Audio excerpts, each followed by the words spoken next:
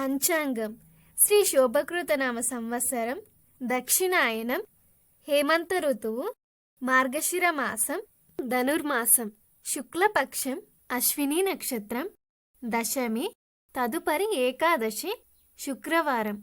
ఈరోజు ధర్మగీత జయంతి. మంత్రం: గీతా జయంతి రోజున శ్రీకృష్ణుణ్ణి స్మరించాలి. హరే కృష్ణ కృష్ణ కృష్ణ హరే హరే, హరే రామ రామ రామ హరే హరే, హరే కృష్ణ కృష్ణ కృష్ణ హరే హరే, హరే రామ రామ రామ హరే హరే. పూజా విధానం: ఈరోజు ఉదయాన్నే తెల్లని గోవుకి పూజించాలి. ఇంట్లో తెల్లని గోమాత విగ్రహం ఉన్నా లేదా తెల్లని గోవుకి పూజించి లేదా ఏదైనా ఆహారాన్ని తినిపించాలి. తదుపరి పూజ గదిలో శ్రీకృష్ణునికి తులసి దళాలు సమర్పించాలి. నైవేద్యంగా వెన్నెను పెట్టి తదనంతరం కృష్ణాష్టకం లేదా కృష్ణ అష్టోత్తరం పారాయణం చేయాలి.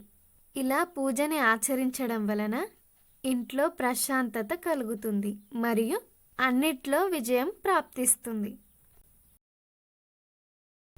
యోగక్షేమం: ఈరోజు సాయంత్రం లక్ష్మీనారాయణ అంటే సీతారామ లేదా లక్ష్మీ నరసింహ లేదా లక్ష్మీ వెంకటేశ్వర స్వామి లేదా శ్రీకృష్ణ సమేత ఇలా దంపతులుగా ఉన్న నారాయణమూర్తికి సంబంధించిన చిత్రపటం లేదా విగ్రహం పూజ గదిలో స్థాపించి పూజించి నెయ్యి వేసి దీపాలు వెలిగించాలి.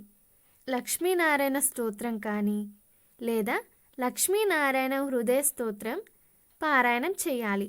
లక్ష్మీనారాయణ హృదయ స్తోత్రం తప్పకుండా పారాయణం చేయాలి.